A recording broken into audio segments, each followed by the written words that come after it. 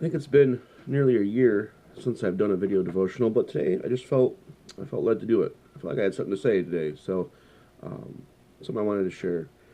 Okay, without further ado, let's get right into it. John 6. I was reading this the other day, and it's a story that we've all heard and know and have been familiar with since forever.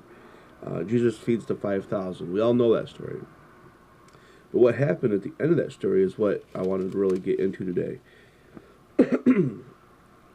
So we all know the story. Jesus feeds the 5,000. There was no food. Uh, he asked Philip, "What are we going to do?" Philip says, "Oh, I don't know. We don't have enough money. We could work for a year. We wouldn't have enough money." And then Andrew says, "Hey, there's a kid over here with some fish and some loaves." And Jesus says, "Just tell everybody to sit down and I'll handle it." Okay. So I'm going to pick it up in verse 14, chapter 6, verse 14. Um, So Jesus had fed everyone. They gathered up the leftovers. There's 12 baskets left over, and this is where it starts. When the people saw him, talking about Jesus, do this miraculous sign, they exclaimed, "Surely he is the prophet we have been expecting." When Jesus saw that they were ready to force him to be their king, he slipped away into the hills by himself. Okay, that's where I wanted to get to this morning. When Jesus saw they were ready to force him to be their king, he slipped away.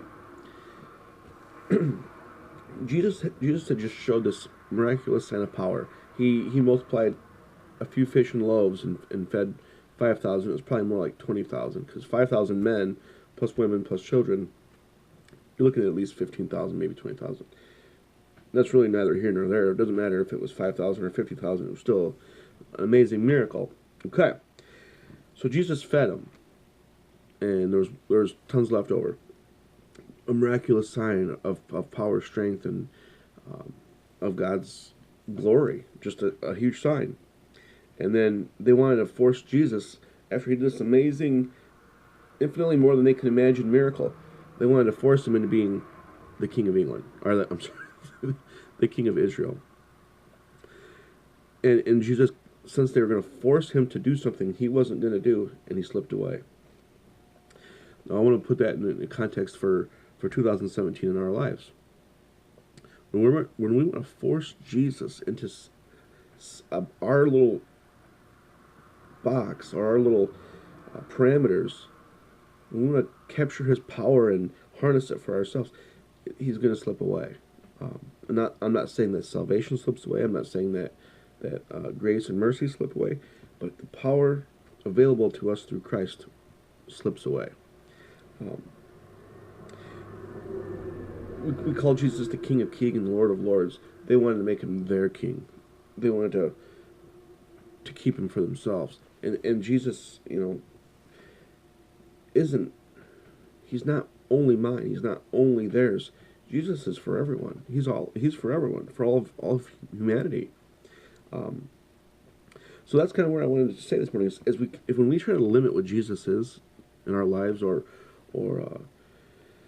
pigeonhole him, or have him be something he's not, his power will slip away out of our lives. The power that he displayed that day of multiplying the loaves, and right after he multiplied those loaves and they wanted to make him king and he slipped away, he went and walked on water. That's following right after this. Um, so I mean, he's a God of miracles. He always has been. He always will be. But those miracles don't happen if we don't have a right perspective of Jesus. Jesus is Jesus is infinitely more than we can think or imagine. Uh, his love is unconditional. His mercy is never ending. His grace is one of a kind.